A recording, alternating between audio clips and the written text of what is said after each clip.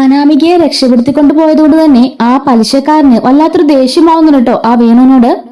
വേണുവിന്റെ വീട്ടിൽ കയറി വന്നിട്ട് പറയാണ്, നീ നിന്റെ മോളെ എവിടെ കൊണ്ട് ഒളിപ്പിച്ചാലും ഞാൻ പൊക്കൂടാ, ഇനി കല്യാണത്തിന് ഒരു ദിവസം കൂടി മാത്രമേ ബാക്കിയുള്ളൂ, അതൊക്കെ നിനക്ക് ഓർമ്മ വേണമെന്ന് പറയാണ്.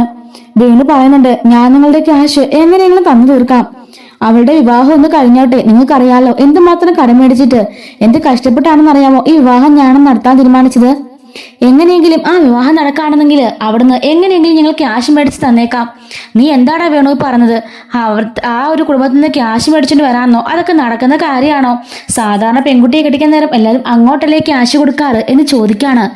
അപ്പോഴേക്കും അയാൾ പറയുന്നുണ്ട്, അല്ല എൻ്റെ മകളെ വിവാഹം കഴിക്കാൻ പോകുന്ന ചെറുക്കൻ്റെ കയ്യിലാണ് 3 സ്വർണ്ണക്കളിയുടെ ബ്രാഞ്ചുകൾ, അത് നോക്കി നടത്താൻ പോകുന്നത് ഇത് ഇനി ഞങ്ങൾ കൂടിയാണ്, ആ വകയിൽ ഞങ്ങൾക്കുണ്ട് അതിൻ്റെ ഷെയർ, അതുകൊണ്ടാണ് ഞാൻ പറഞ്ഞത് ഞങ്ങൾ ക്യാഷ് എത്രയും വേണ്ടി തന്നു തീർക്കാൻ, ദയവ് ചെയ്ത് ഞങ്ങളെ ഉപദ്രവിക്കരുത്, എൻ്റെ മോളെ ഇനി ഉപദ്രവിക്കരുതെന്ന് പറയുന്നുണ്ട്. അങ്ങനെ ഉപേന്ദ്രൻ അവിടെ നിന്ന് ഇറങ്ങിപ്പോവാൻ കേട്ടോ. അങ്ങനെ പോയതിനു ശേഷം അയാൾ ഇങ്ങനെ ആ ഒരു റൗഡുകളായിട്ടൊന്ന് ആലോചിക്കുകയാണ്. അവൻ പറഞ്ഞതൊക്കെ ശരിയായിരിക്കും, പക്ഷെ അവൻ്റെ സ്വഭാവം വെച്ച് ഇനി സംഭവിക്കാൻ പോകുന്നത് എന്താണെന്ന് അറിയാമോ?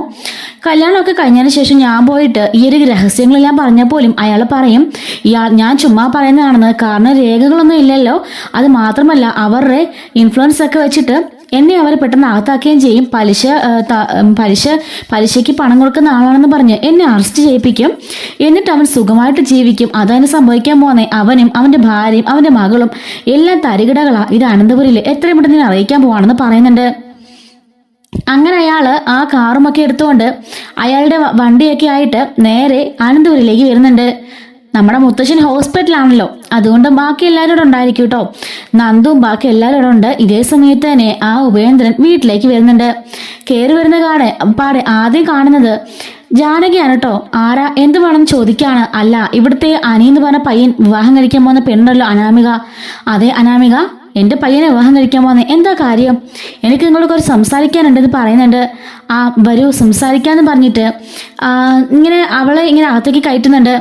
നിങ്ങളുടെ മരുമകളാകാൻ പോകുന്ന കുട്ടിയുണ്ടല്ലോ, അവളെ ഞാൻ തട്ടിക്കൊണ്ട് പോയെന്ന് പറയുന്നുണ്ട്. എന്താ നിങ്ങൾ പറഞ്ഞേ? നിങ്ങൾ തട്ടിക്കൊണ്ട് പോയെന്നോ? നിങ്ങൾ എന്ത് പണിയാ കാണിച്ചേ? നാളെ വിവാഹം നടക്കാൻ പോകുന്ന പെൺകുട്ടിയാ. അതെ, കാര്യങ്ങളെല്ലാം എല്ലാവരും അറിയാൻ വേണ്ടി തന്നെ ഞാൻ ചെയ്തെന്ന് പറയുന്നുണ്ട്. ഒരു നിമിഷം നിങ്ങൾ പുറത്തോട്ട് പോകാമെന്ന് പറഞ്ഞിട്ട് ജാനകി ആരും കാണാതെ നൈസായിട്ട് അയാളെ പുറത്തേക്ക് കൊണ്ടുവന്നു കേട്ടോ. എന്നിട്ട് ചോദിക്കാണ്, അല്ല എന്താ സംഭവം, എന്താ പ്രശ്നം ചോദിക്കാണ്. അവളുടെ അച്ഛനുണ്ടല്ലോ എനിക്ക് 2 കോടി രൂപ തരാനുണ്ട്, അതും പറഞ്ഞ് പറ്റിച്ച് ഇത്രയും കാലമായി, അതുകൊണ്ടാ തരാത്തതിന്റെ പേരില ഞാനിവിടെ തട്ടിക്കൊണ്ടുപോയെന്ന് പറയുന്നുണ്ട്. നിങ്ങളൊക്കെ മനുഷ്യനാണോ? ഒരു പെൺകുട്ടിയുടെ വിവാഹമല്ലേ, ആ സമയത്ത് ഇങ്ങനെ ബാധ്യതകളൊക്കെ കാണും എന്ന് വെച്ച് തട്ടിക്കൊണ്ട് പോകണം ചെയ്യേണ്ടത്. പിന്നെ ഞാൻ എൻ്റെ കാശ് എങ്ങനെ മുതലാക്കും എന്ന് ചോദിക്കുകയാണ്. ആ പെൺകുട്ടി ഇനി ഈ തറവാട്ടിലെ സ്വത്തുക്കളുടെ കണക്ക് നിങ്ങൾക്ക് വല്ല തിട്ടവും ഉണ്ടോ? ഞങ്ങൾക്ക് പോലും ശരിക്കും തിട്ടമില്ല. കോടിക്കണക്കിന് രൂപയോടെ ഉള്ളത്, നിങ്ങളുടെ 2 കോടിയൊക്കെ ഇവിടെ നിസ്സാരമാണ്, അതുകൊണ്ട് അതൊക്കെ ഞങ്ങൾ തന്നു തീർക്കും. അല്ല 2 കോടി രൂപയല്ലേ ഉള്ളൂ, അവർ ഭയങ്കര കോടീശ്വരന്മാരല്ലെന്ന് ചോദിക്കുന്നുണ്ട്. അപ്പോഴേക്കും ഉപേന്ദ്രൻ മനസ്സിൽ ചിന്തിക്കുന്നുണ്ട്, അപ്പൊ ഇവർ തരാന്ന് പറഞ്ഞിട്ടുണ്ട്, ഈ വിവാഹം നമ്മളൊന്ന് മുടക്കാൻ നിന്നാല് ഒരു പക്ഷെ അവൻ്റെ ഒരിക്കലും ക്യാഷ് കിട്ടില്ല, കാരണം ആ പാപ്പരാസിനെ എവിടുന്ന് പോയി ക്യാഷ് ഉണ്ടാക്കാനാ? അവൻ്റെ പെണ്ണ് ഇവരെ മോനെ കിട്ടുകയാണെന്നുണ്ടെങ്കിൽ എങ്ങനെയെങ്കിലൊക്കെ കാശ് പിടിച്ചു മേടിക്കാം എന്നൊക്കെ ഇവനൊരു പ്ലാനിങ് ഇടുന്നുണ്ട്.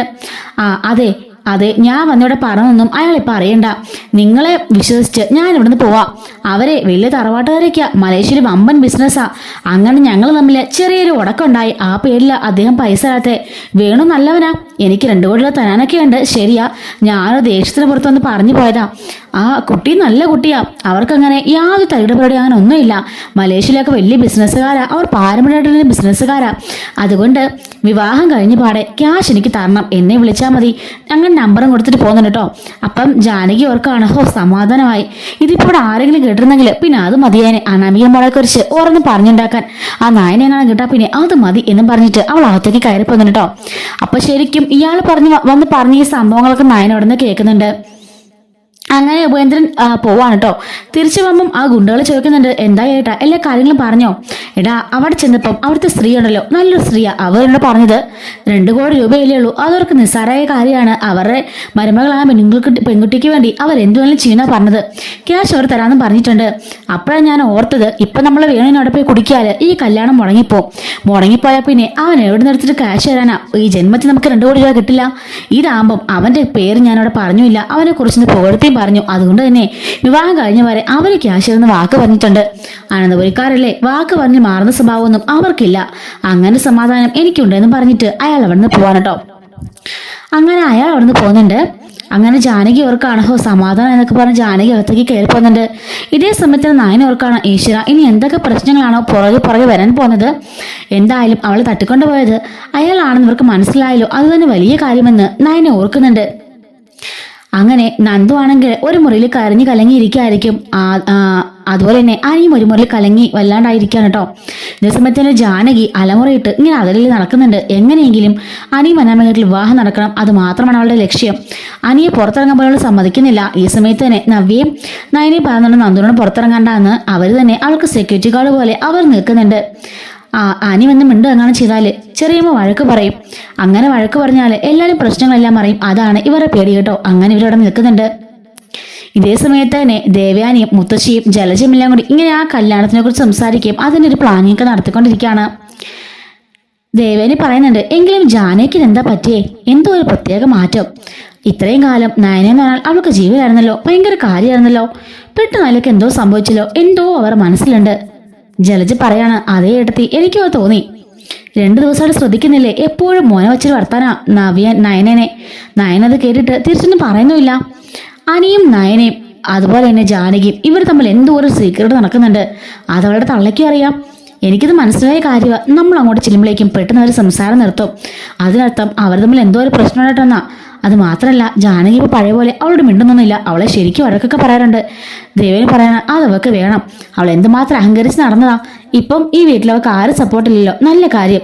ഇനി മുത്തശ്ശിയോട് അവളുടെ സപ്പോർട്ട് അങ്ങ് മാറി കിട്ടിയ പിന്നെ അവളുടെ തല താഴും. പിന്നെ അവൾ ഇവിടുത്തെ പൂർണ്ണമായിട്ടൊരു വേലക്കാരി തന്നെയായിരിക്കും എന്നൊക്കെ ദേവേനി പറയുന്നുണ്ട്. ജലജ പറയാണ്, എന്തായാലും വല്ലാത്തൊരു കല്യാണം തന്നെ ചേച്ചി ഇത്.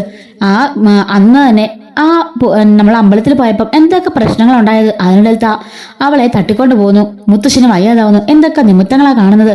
അത് മാത്രമല്ല അനിക്കാണെങ്കിലോ ഈ ജാതകത്ത് 2 കെട്ടും, എന്തൊക്കെയല്ലേ ചേച്ചി എന്നൊക്കെ പറയുന്നുണ്ട്. എന്തായാലും വാഴക്കല്യാണം നടത്തിയോടുകൂടി ആ ഒരു പ്രശ്നം അവസാനിച്ചല്ലോ എന്ന് ദേവയാനി പറയുന്നുണ്ട്. ജലജ പറയാണ്, അത് പൂർണ്ണ അവസാനിച്ചൊന്നും എനിക്ക് തോന്നില്ല.